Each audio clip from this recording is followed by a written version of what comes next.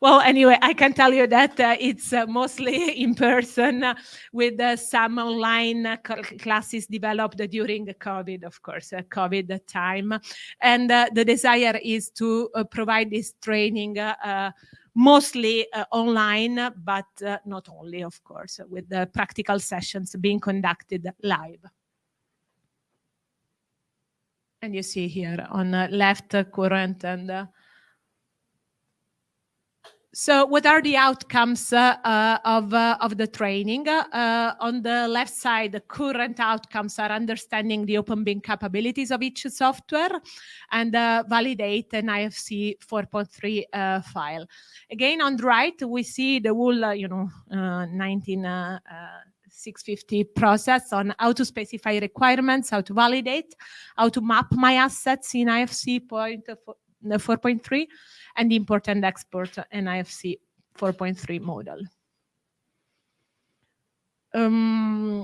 This was an interesting question related to the possibility of extending a training program and adopting it internally within our own organizations. And the question was, do you think you have sufficient resources to eventually enable the program internally once it's developed? And most of the answers were yes, I do have the means to do that, either totally or partially. I will just give you 2 minutes to read these slides because those are the comments that we got from several people who replied to the survey when they had the freedom to say whatever they wanted. The first sentence is related to give basically the input, the principles, a basic tool set that can then be replicated internally and customized internally. So that would be the role of BSI. Second idea was related to the serious game as an entry point for training. Third point is we should develop a training course with something with content that can be reused with multiple software. The last and the one before the last comments were with the focus not only on OpenBIM but with the practical things. We need to remember that we are not just doing OpenBIM theory, but people need to use OpenBIM for doing their engineering work eventually.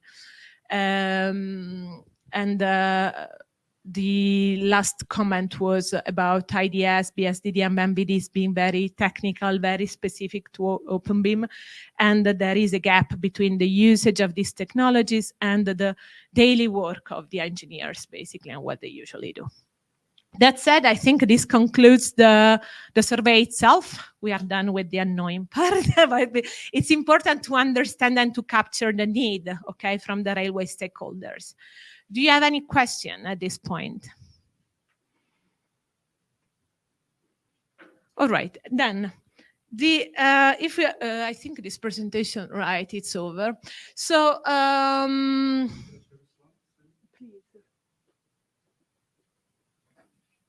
okay, and so out of this survey, we started sharing ideas with buildingSMART.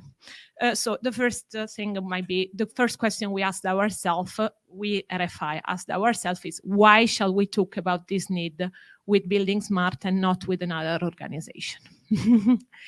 And the answers were multiple. The first thing is buildingSMART already has a compliance program in place. They have already developed a basic fundamentals, I don't remember how it's called, the basic fundamentals class, but this can be extended in the future, right? But we do have a framework already in place, meaning buildingSMART already has a relationship with the national chapters. It's already recognizing the training companies who are supposed to, each chapter has a relationship with the training companies who can provide the training. There is already a register of people who have passed the exam. So there is already the infrastructure. Not only, we do need to use software. We said we need to adopt, we need to use. And we believe that buildingSMART represents the right context to get in touch with the software vendors. We cannot do this type of training without using software. We are at a point where we need to use the stuff and to make it practical. And buildingSMART already has the context of the Implementer Forum, as an example, where we can, let's say, freely talk to the software vendors. When I say freely, it's because as RFI, every time we need to talk to a software vendor, we need to go through the tender process, the legal department, anything. It's very heavy. So we see buildingSMART as the right venue to have a fair and open communication with the software vendors. The third point, it's about the possibility of replicating those things at the national level. So buildingSMART is already organized as an international organization with a mirror inside the national communities. And this is what we need for training. Eventually, we need to create a body of knowledge that can then be reused at the local level, eventually customized if needed. So where do we come from? So based anyway on the three things that I've just told you, we decided to talk to buildingSMART, okay, and specifically to Céline and Evandro. And we thought, okay, what have we done so far? We organized a game which was quite successful in Rome, and it was in March of this year. Why do we believe that this experience was successful? Because it combined together several ingredients.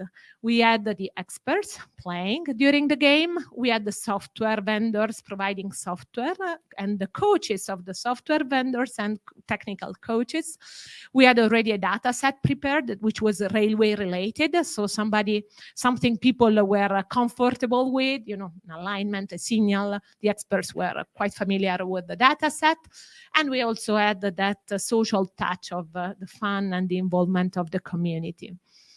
I do have plenty of material on this game, but is there anybody in the room who doesn't know what happened in Rome with the game and wants to know more about it? Does everybody know what happened with the Ticket to Open Bin game? I would say we go ahead and then, in fact, it was in the backup slides because we thought, okay, this is a good idea actually to replicate it in the future.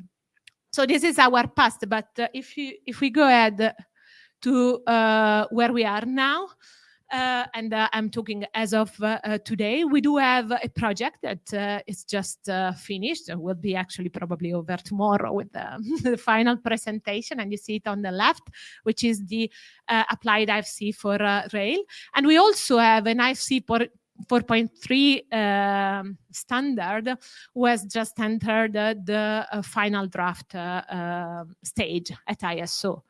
And hopefully we will receive a Christmas gift by by December to have it final. So we are at a point where we asked ourselves, what do we need for the future? We have on the left side the need for training, to capture the knowledge that we have generated throughout the years, to plan for our training programs to be replicated at the national level, and to scale our knowledge, scale what we are doing in this small context. We are a few people here. We know each other, name and last name basically of everybody. Now we need to go broad. We need to scale it up to a broader community, which is not only made of our own company, but it's made also of the suppliers, of the companies that we deal with in our daily life. On the right side, of course, we need implementation from the software vendors. And we all do within our companies, we all execute a process to select, of course, the software vendors to understand what their capabilities are. And OpenBIM is one of the criteria for the selection of these software vendors. We need to understand how these software vendors satisfy our needs. We also need to keep staying at the status of the art. It's not that once we buy a license from somebody, from whatever software, that program is going to provide those same features in the future. There is a development going on, okay, and we need to be at to reach that pace and to follow what's going on. Also, we need to establish, I believe, a fruitful competition between the software vendors. Now, between these two needs of having people trained and scale the knowledge, capture the knowledge and scaling it, and on the other side, the need to have the implementation, there is a common verb, which is what you find in the middle, which is use. We want to fill up the gap between the theory of IFC 4.3, which was very useful, by the way, I'm not saying, and the current adoption of those standards and what we have found out. So use is the keyword that actually brings us to the compliance program, because we know, and here I'm going to introduce and give the microphone to Céline, because the compliance program, we believe, is the one that fits the best with this need to use and adopt. Thank you. Hello, everyone. So I'm Céline Bent. I work for buildingSMART International as the Director of Compliance. And our main job at Compliance is pretty simple. We want everyone to know how to use OpenBIM. So how do we do that?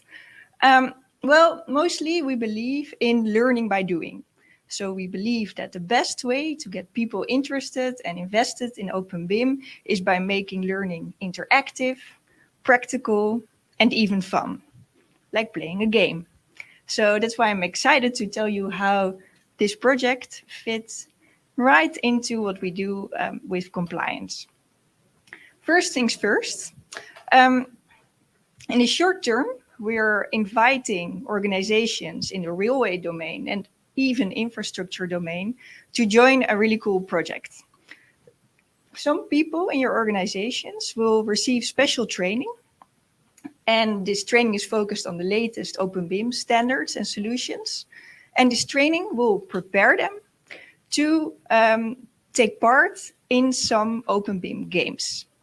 As a bonus, they will receive T, which is a technical excellence accreditation as a nod to their skills. But this project is not just about the present. It's also a bit of a test run. So those organizations that will join, they will help create a learning content, and we call that a body of knowledge. And we can use that to organize future games hosted by buildingSMART International or by the chapters of buildingSMART International. And the content can be tweaked to fit different places, different domains, and even specific organizations, you name it.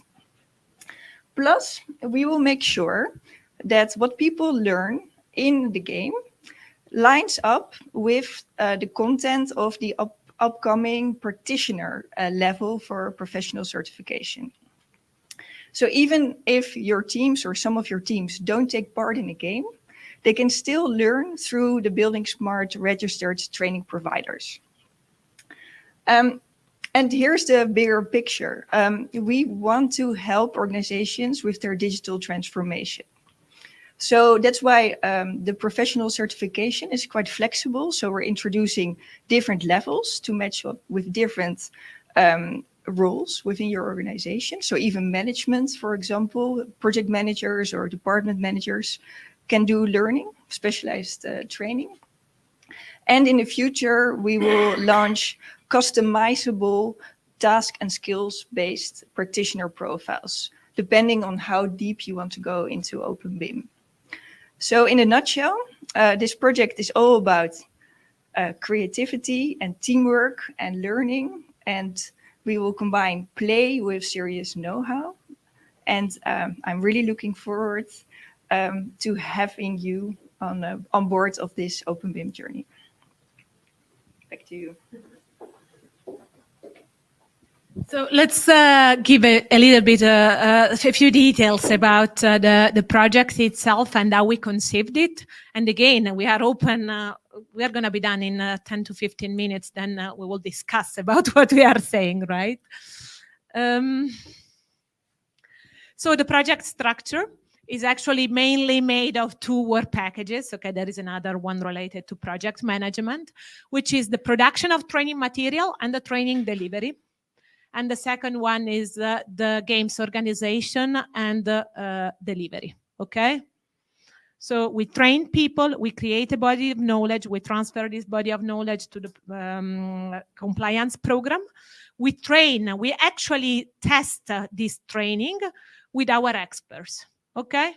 Those experts can then participate to a game where software vendors are invited, very similar to what happened in Rome, and people do things. Everything is captured in the short term to target the long-term objectives. The idea of the training is 30 experts. It's just to throw out a number to give an idea of something that is easily controllable at the international, buildingSMART international level. But eventually, yeah, not a problem. One slide before. Yes, but we also we will produce a training, a body of knowledge and some training material, which will be available, of course, to the organization who want to participate to the project. The games, we thought of hosting the games during the summit to save on costs. We do not have a specific attachment to the summit. It's just that we say we are already traveling. We do have already software vendors participating. We have costs related to the venue that might be shared. So the idea is let's use the summit to as a venue for the games themselves. And within each game, we will solve a challenge. Now, we would like to start with an initial list of challenges that we need to pick, and the sponsors, of course, of the project will have the right to decide and to vote for those topics, because we want something that is very tangible and very, very feasible, okay? And here you see the topics menu, okay? These are basically the topics we thought about that might be important. Of course, we wrote these topics based on the answers of the survey, and this is why I showed you the survey results first, okay? You see the topic title and the description, what it's used in OpenBIM and the level of difficulty. Now, if we want to target the summit in March and in September, October, we might want to choose an easy topic for March and a more difficult one for September, October, just because we have more time probably to develop it. So first topic is use data dictionary to classify railway BIM objects. So have a sample railway dictionary charged into the BSDD. People go to the game, and the experts use the terminology in the BSDD to classify the objects within an IFC model. Second topic is validate an OpenBIM model against specified requirements. And this is about the several steps required for validation. And we have seen it through the very latest project. Validation is not a one-step process. It involves different tasks and probably the usage of different tools. So this is what we would like to test and use during this topic. Third topic, it's about specify computer interpretable requirements for OpenBIM models. So start from textual requirements and make them understandable and interpretable by a machine, in this case by using IDS. Fourth topic is understand how to map business objects to IFC, which is something we often do both when we specify exchange information requirements and when we set up the software tools, right? To be able to export and import the right IFC concepts. Fifth topic is review and issues and comments to be added to an IFC 4.3 model. So basically doing the, let's say, the more classical BCF process, but applied to IFC 4.3. And this last topic, it's easy, but we need first to understand the tools that support BCF and IFC 4.3. Of course, this is an initial list that we have evaluated is feasible, and it's of interest to people who do their job every day. It also targets the audience of, you have seen before, we were talking about asset managers. So probably interested in mapping, let's say, their objects to IFC. We have seen the tenders, we have seen that the audience that we wanted to target were people in the contracting managing office and the tenders office. And this is why some of these topics target the specification of the requirements and the validation, which is what contracting and tenders office usually do. So eventually the timeline we are thinking of is the following. We are targeting the full year of 2024, starting on January 7, 8, whatever, the first Monday of January. With of course, there will be a selection of OpenBIM solutions that will participate into the game. We have already a process in place that we adopted in Rome, so the idea is to replicate it, select the software vendors, train the people, create the body of knowledge. Of course, select also the trainers because we don't know them yet. Arrive in March with the first BSI, with the people, 30 people trained on that topic, and the game design. We arrive in March, we execute the game. People who are a part of the game get the technical excellence accreditation. We redo a similar step, but on a deeper and more complex topic later between March and September. So again, another training, same people or different ones. Again, around 30 people to be trained, but the body of knowledge to be developed, the trainer to be selected, and the training to be provided online. So the idea is to provide training online, and then to use the BSI game as a kind of an exam to this training being conducted. And the second one in September or October, whenever it's the summit. We have the last 3 months, which is about consolidate results.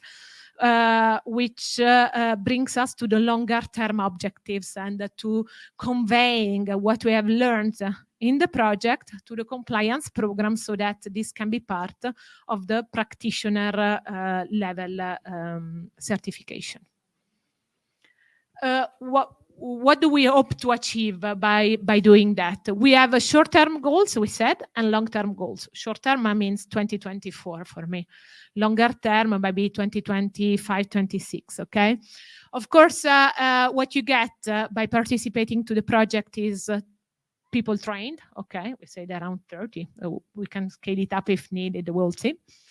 The participation of the people, of the players to the summit is included. So sponsors who put money in the project, okay, do have actually the summit tickets available to those people.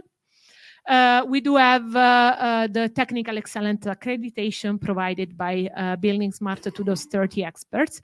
We do have the possibility to try out different software during the games themselves. And of course, some fun.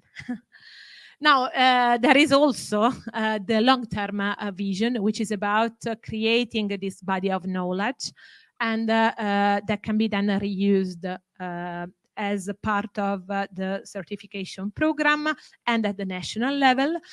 We will develop training material that can be reused, customized, translated, okay, by the sponsors. We do have 2 games that are designed and can be replicated locally, so that the national chapters or other organizations that are part of the buildingSMART community can replicate those games with the similar or the same data set and the same construction of the game itself. We will have everything or part of it included within the professional certification practitioner level. So this is what Céline was talking about. Does this one work? Oh, to add to that, so participation in the game is equivalent to having followed training for practitioner level. So that means that you can apply directly for the exam and get official certification. So that's also a little thing that we include in it. And we can reuse let's say the infrastructure of buildingSMART. So the registered training providers, the register of those providers can be expanded with the new topics that we will be covering within the project. We can target the role-specific professional certification levels Céline was talking about, and we continue to engage with the software solution providers. Budget. This is not free, and the budget is based on assumptions. Of course, we have a detailed budget that Céline and her team have been working on, and it is based on the fact that we need to build everything from scratch. Okay, so BSA game. When you say 2 BSA games, 165, it's about rebuilding basically all the data set, re-engaging with the software vendors, doing everything, booking the room, having the electrical thing, having the communication plan, having people doing the interviews, everything included for the BSI game. So it's the design and the execution of those games.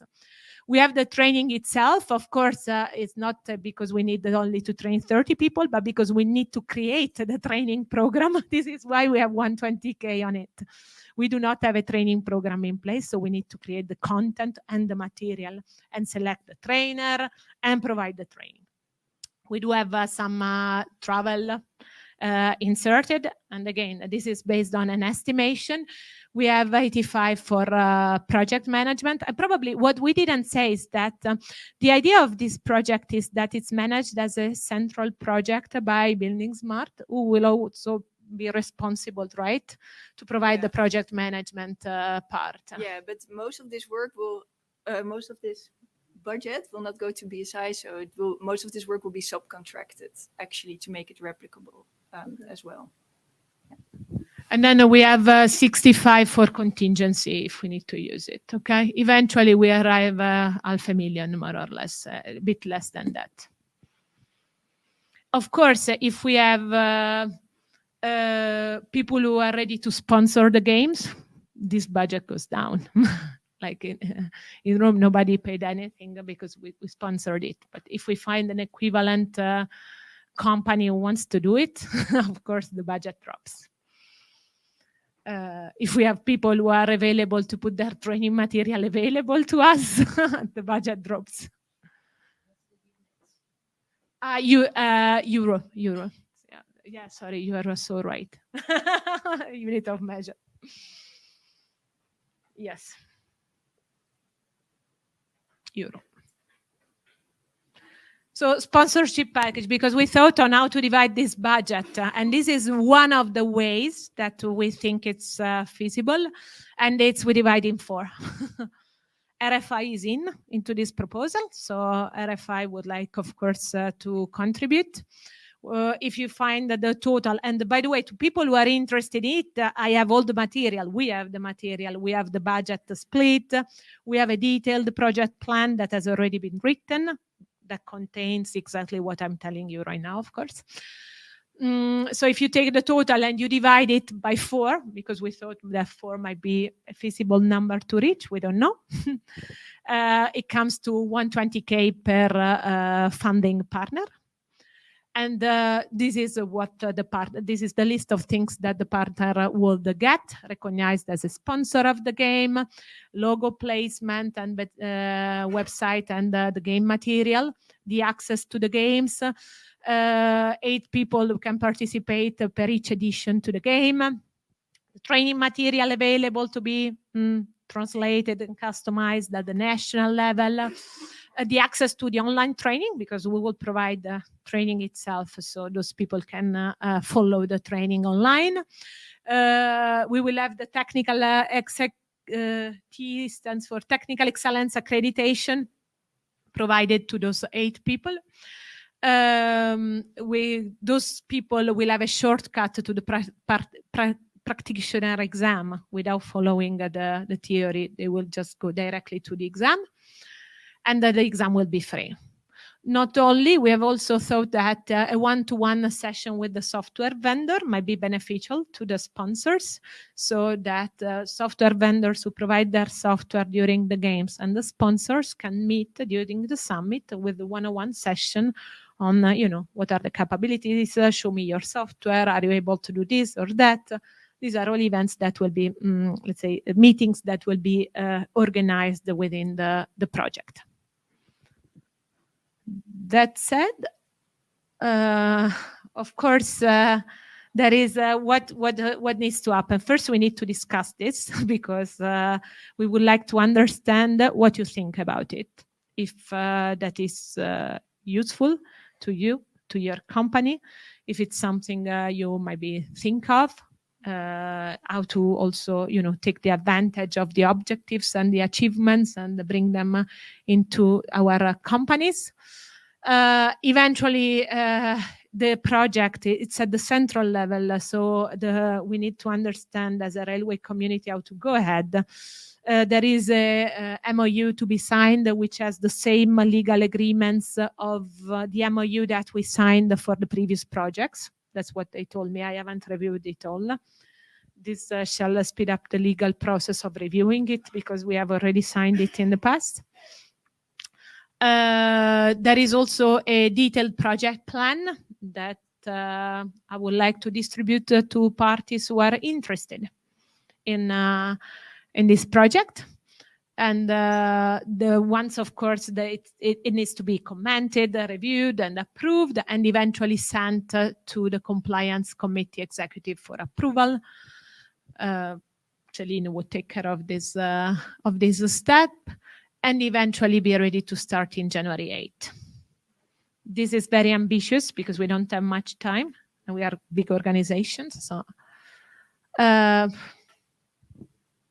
I'm done with my 30 minutes, I think, even more. Now we have 1 hour to discuss this. No, that said, again, first, thank you for giving us the opportunity to talk.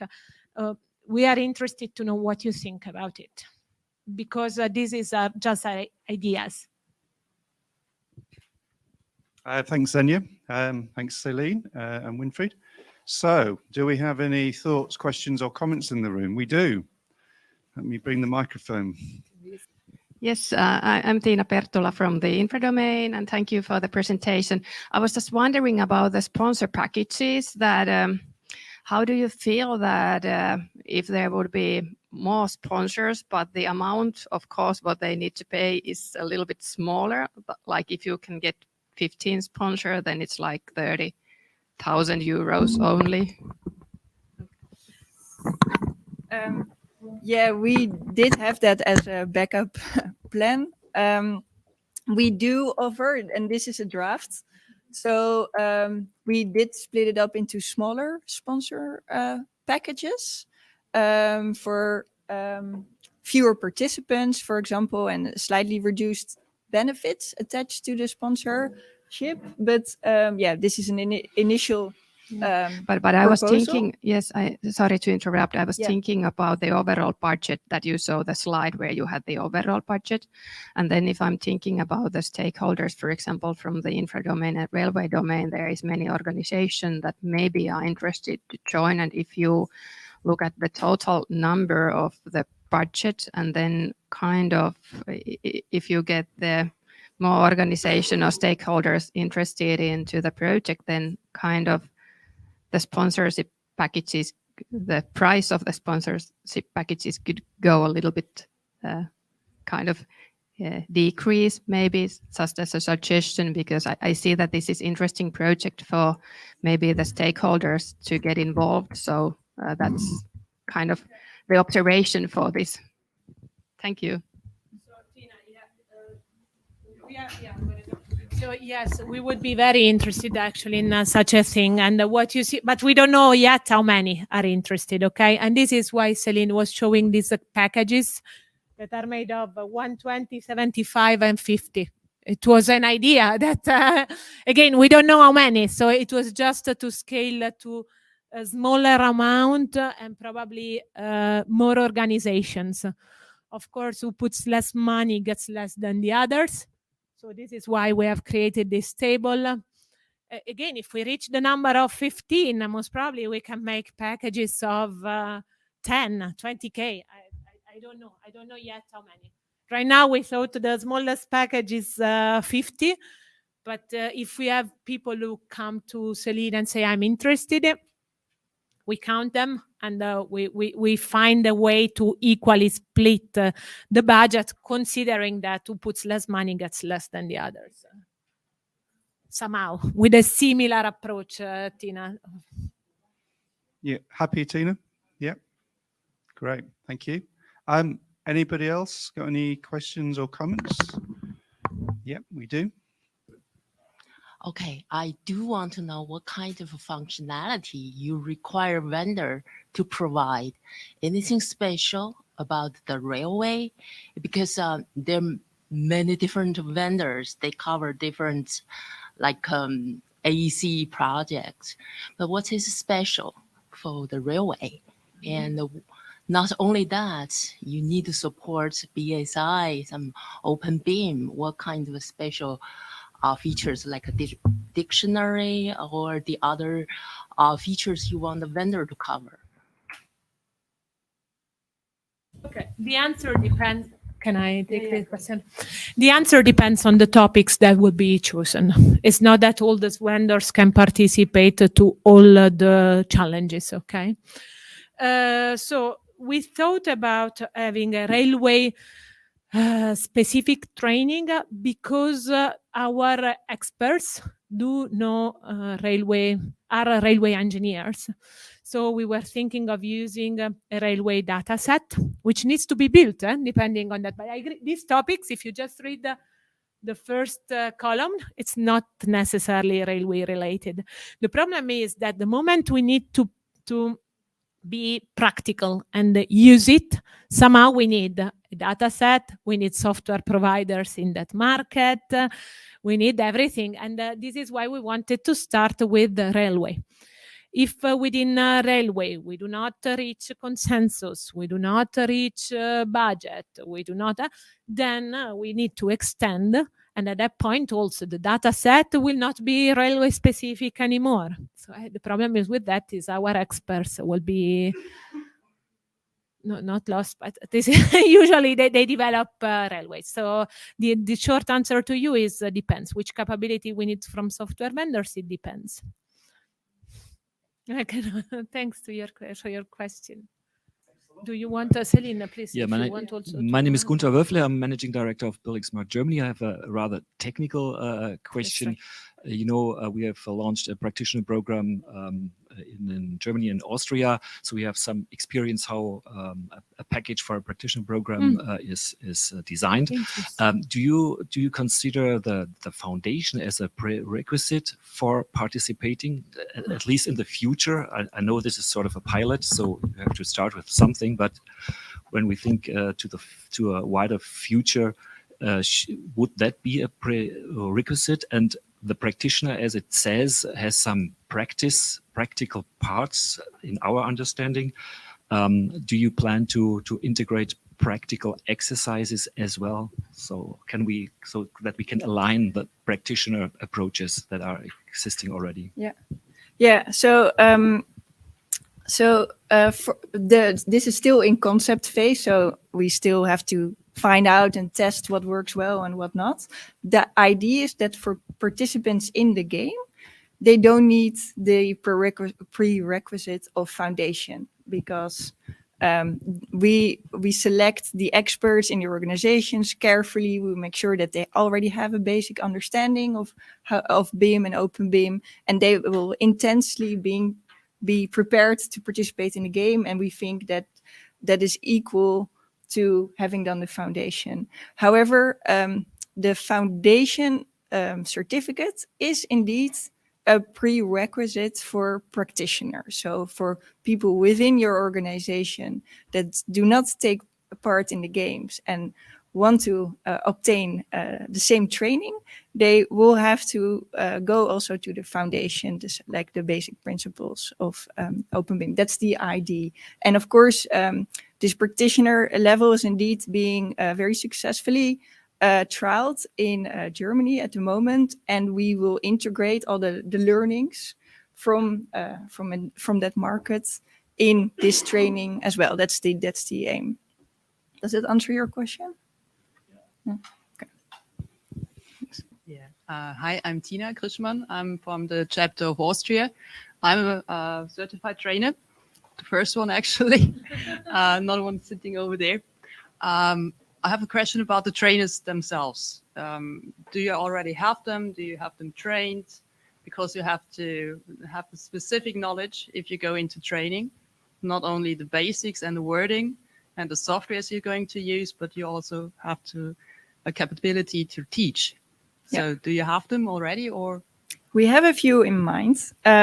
We have not contracted them yet. We first need to give a go to this project. Your question is about the project itself or long-term objectives about the practitioner level certification? No, especially about that project. Okay. Yeah. So for this project, we do have some trainers in mind that we think pass the test. And of course, we are very happy if we can collaborate with already registered training providers for a practitioner. I assume you're for a practitioner registered. I'm a certified trainer of the buildingSMART chapter Austria, yeah. Yeah.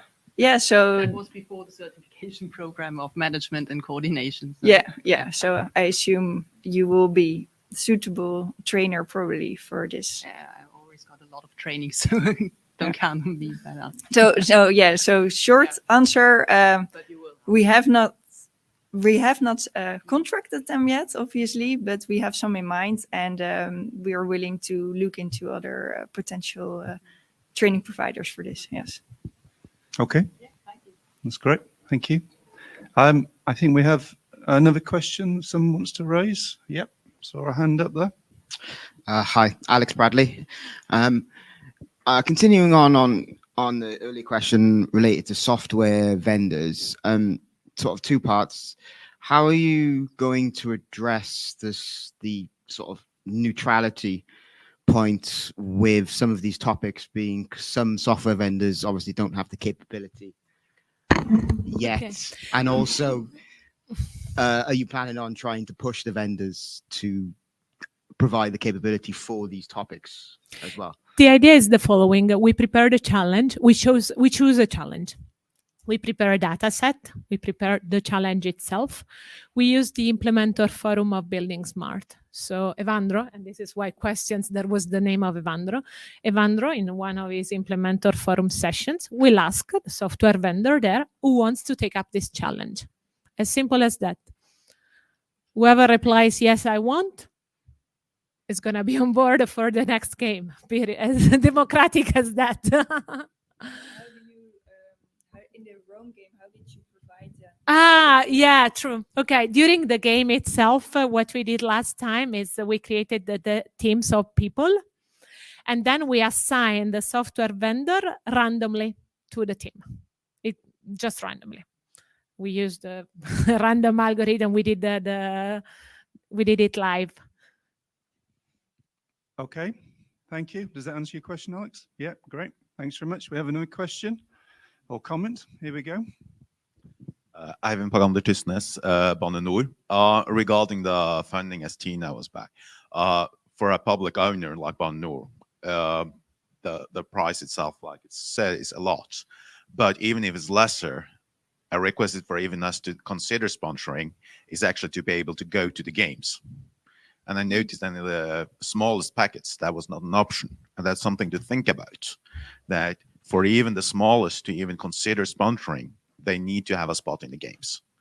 So you should think a little bit about that, because if you look at the silver sponsor, it doesn't say, it says there's nothing there. So because what you are saying is that right now the smaller one doesn't get access to the game, but it gets just the training. Yeah, and then I can just say, no, we will not be able to sponsor at all. Okay, when I think that when we understand how many companies and the budget available, we can restructure this package in a fair way. Of course, we need to be fair.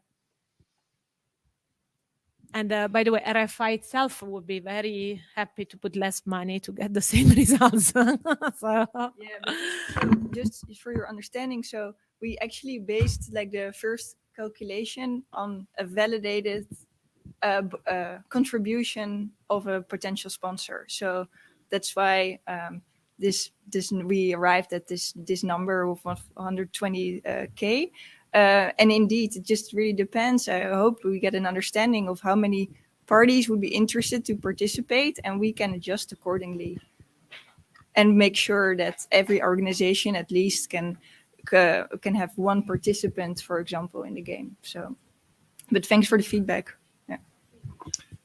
Yep, thanks very much. If anyone wants to raise any questions or comments online, please do so through the chat functionality. We don't have any at the moment, but we do have another question in the room. Thank you. So there are several questions about the sponsorship package. So I thought benefits, and I have some question about is the number of the BSI game participants the same as the number of the railway experts who will be trained? Okay, I understand. The way we have thought about it, yes, it's equal. But now that we think of it, we might even imagine a package where the training online is provided to more people and the game to less people. The problem of the game is that it's physical. So we will have constraints of space, organization of the teams. The training online, we might consider that if you have the need. Of course, we need to be careful because we will have one trainer. So it cannot follow hundreds of students, even online. Yeah, so we'll only have an online training course for everyone. That's what we thought. Online training plus the game, the live. Yes. Then during the game, there will be the coach, of course. And another question is that's the online course. The online training course will be used by like the sponsor organizations, like such as Serbia. If Serbia want to use the online course, is that applicable? Is that okay? Or what you mean is use the course structure, the material? No, I mean the like Serbia will be a branch provider for training. So you register the trainer provider. So you are asking about CRB being a registered trainer provider, training provider. First, the Serbia will have the online training course, and then maybe we can train other people in China or in other fields. Yeah, that's definitely possible. We obviously have criteria for training providers to pass, but that's a possibility for sure. But that's the next plan. That's not the no, unless you want to be a registered training provider before we start this, but I don't think that's feasible. So all of this will be organized by buildingSMART. Yeah, and I also see the PCERT practitioner that will be certificated by buildingSMART. Yes. Okay. Yeah. So that will focus on the railway domain. Yeah. There's a addition, so like we say, like about 80% of the content is always general. It's about the open BIM. But we have about 20%, let's say, that we dedicate specifically to the railway domain in this case. Okay. Yeah. Okay.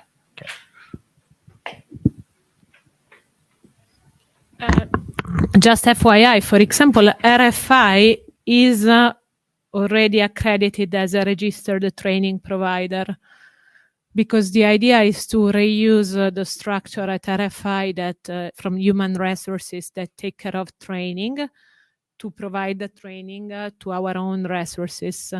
We have done it with the foundation class, and the idea is to do it also with the practitioner level. So yes, definitely feasible. There is some time to register as, right? Yeah, so yeah, we need we now have the practitioner level launched in 3 countries, including in Italy. It will become internationally available in the next year, and that will also allow other organizations to register as a training provider for practitioner. Yeah. Okay, that's great. And Dashwan, I don't know if I think this project somehow addresses your second point, the one that you mentioned during the steering committee, right? Because you mentioned the education and the certification and somehow even the process. Why did I say that? I remember you touched also a third idea, which was right about the process itself, right? The project itself. Somehow it's related because some of the things that we will be doing then need to be replicated at a project level. Okay, that's great. Thank you. Thanks for clearing that up. Do we have any other comments or questions for Xenia and Céline today? Sounds like doing the game again is going to be very exciting, but also challenging. It's going to be a challenge, but eventually, right now, please let us know if you want to have an idea on if you want to get a copy of the detailed project plan. Okay. If you want to somehow manifest, I believe, to Céline, your intention to contribute or your interest in participating, any comment, review, we are in the in the concept stage, so we can change things based on the input. So if anyone has any ideas after today's session, then please send them in to Xenia and Céline, and they'll be taken into account in the work that's going on to set up the new game and the process for the new game. We don't have any further questions online. Are there any final comments or questions in the room before we close today? Thank you. Etienne Pansard from Sistra. We had this idea to reuse the concept of the game, not for training purpose, but more for awareness. I just put that. It's not very a question, it's more a matter for thinking how we can live with all these initiatives that are pushing in the same side, in the same direction. How we train our people, how we not train really, but create this awareness around using OpenBeam, using the new technologies, the new platforms that are today available, and how it can be aligned with your strategy if we do it outside the framework that you are presenting today. I don't know if I'm clear enough, but that's a concern that we have today. Yeah. So the coming year, the idea is it's kind of a test run of a concept that we want to make replicable. So the idea is that after a year of having 2 games combined with the training and the certification potentially attached to it, we can give the concept to our chapters, maybe to specific organizations, to replicate this concept themselves. So that's really I think the value of this project is that we can scale it and make it available to others once we've successfully trialed this the coming year. Don't underestimate the amount of work that was involved in preparing the Rome game, and that will go into the coming 2 games. Yeah. No, that's a point. The estimation of the work, it's also part of our job. So sometimes we are trying to avoid this type of. But no, just if we do this initiative, or if anyone else do this initiative aside of an initiative from BSI, how we align what we do, because we are pushing on the same direction. That was more my question. We are not here today trying to do a proper training, because it's we think it is a job and you are doing that, all of you. We are just trying to spark this idea and to demonstrate that in a session during a couple of hours, we can create confidence on the beam, on the open beam.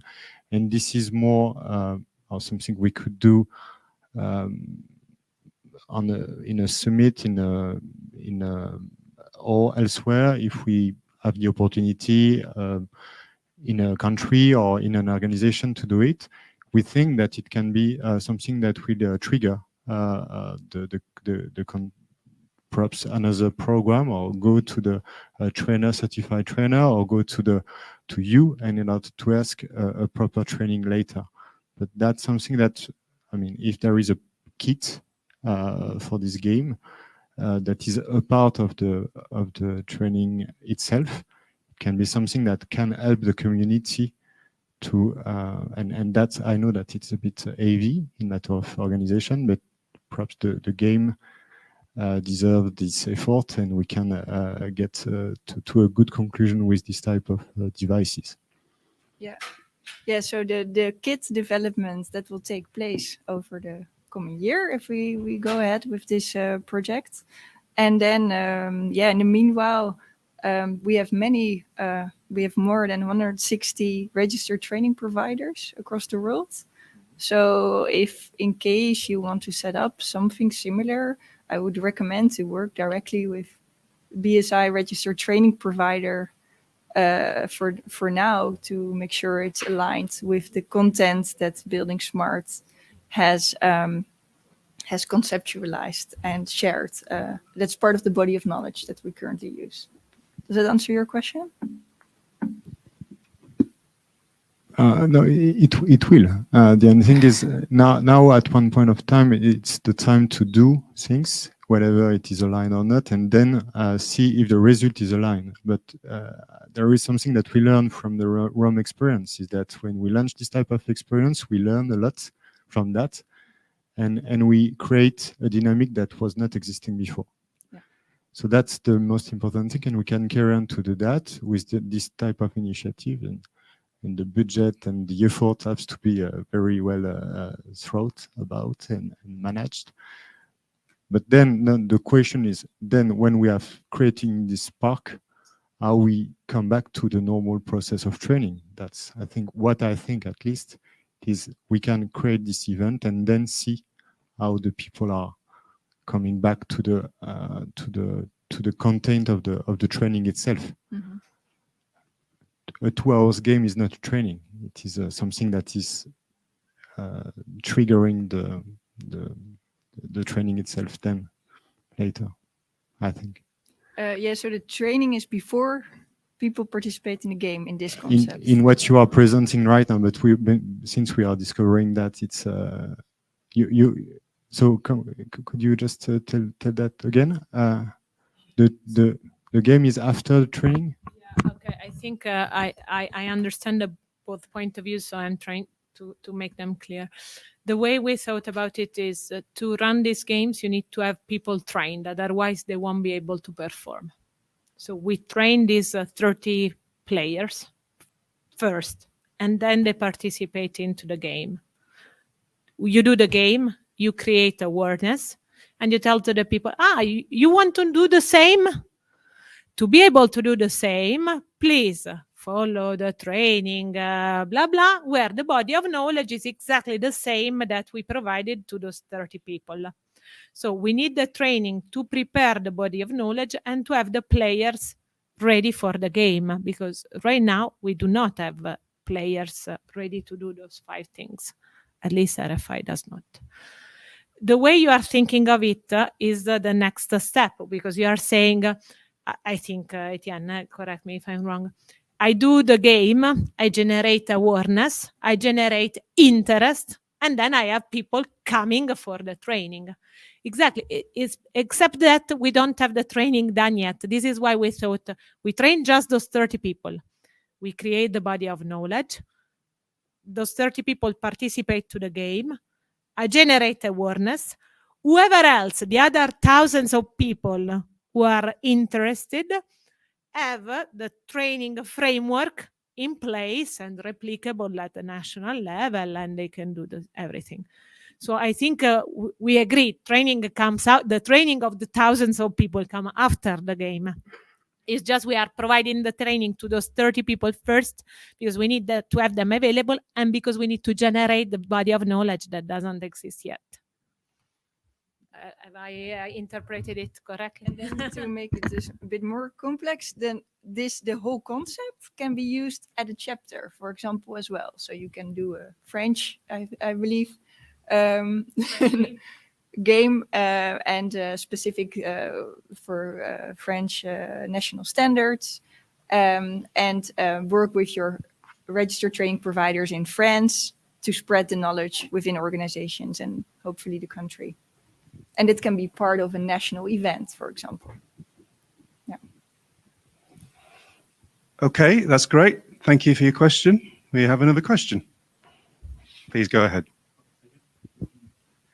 Yeah, I'm Matthew. I'm from China railway industry, and it is the first time that I participate in this summit. So I'm really curious, and as you always mention the games, and I really want to know some details about this. Is it the first secret, or just you didn't, you have not to design how the game plays, or what's the purpose of this game, and to make the people to really to do what kind of things that they want? And the second question here, I just want to know, because I think the training here, right, and just for the because I'm the design engineering, so maybe I focus on the some sort of like some technology, like some I said the knowledge or technical to do in my domain, right? In my maybe the China railway domain. So I wonder if your training here can use some use case or some examples that to help the people to through this training and to use and to understand how to use this open beam technology good in their domain, and especially for the railway. So I just want to know if you have that part in our training or that in that game. Yeah. So that's all. Yeah. I can reply about the game organizations. I gave you a really few details. First, the game idea came in Rome for a sponsor, which was myself, but because I wanted to engage with the community, I wanted to present something funny for Rome.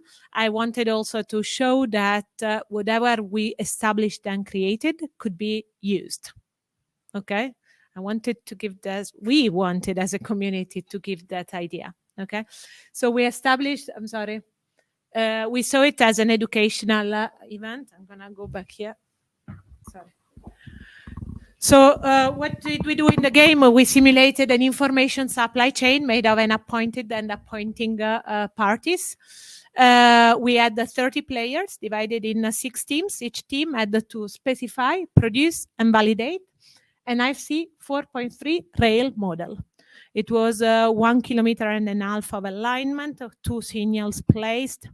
Very simple in terms of railway knowledge, okay? Several stakeholders. You see the list in the first bullet: CRB, Feven, Italfer, Korea, Mind, Aegis, RFI, SBB, SNCF, Sistra, Traffic, Berknek. Okay. We did have some technical support, people who knew how to solve, let's say, the game already. We had judges to declare the winning team, just to add some spicy stuff to the game. And we had also the software vendors, okay? All the coaches, either for technical support or from the software vendors, couldn't touch the laptop, okay? We had 6 international teams and 6 vendors for beam authoring. You see here the list of these software vendors: Akka, Autodesk, Rail Complete, Sierra Soft, Sogelink, and Trimble. They were assigned to each team randomly. Okay, so the team didn't know, and the team also was done not randomly. Actually, we knew the people. We tried to balance the teams. We provided already the laptops were needed to do the job. We also had other software vendors. So here you see the ones for beam authoring, but we also used software for IFC validation, IDS editor and checkers, and IFC viewer. And you see the list here of the software vendors that participated in it. Coaches of the software vendors for beam authoring could sit with the team all time long, while the coaches for this type of software were shared across the teams. So they dedicated half an hour to each team. The input was for each team was a welcome package with the requirements, with a data set description. So the alignment was described, the 1.5 kilometers, where to place the signal, which type of signal, it was described in the data set. There was also a list of requirements and validation criteria, because we didn't have time to create them from scratch.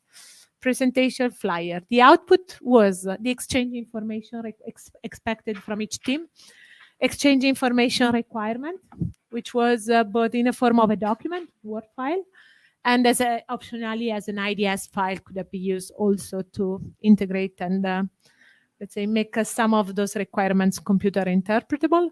The model itself, the IFC 4.3 model, and the validation reports, and the final presentation that described the process. That's it. We also have a video that shows also the social part, which was quite funny.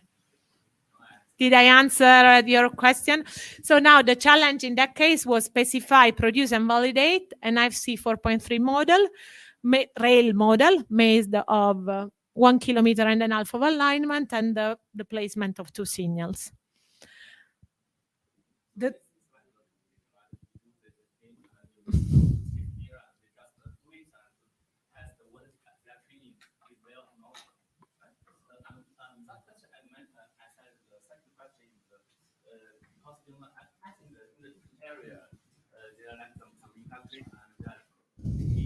Has many different, right?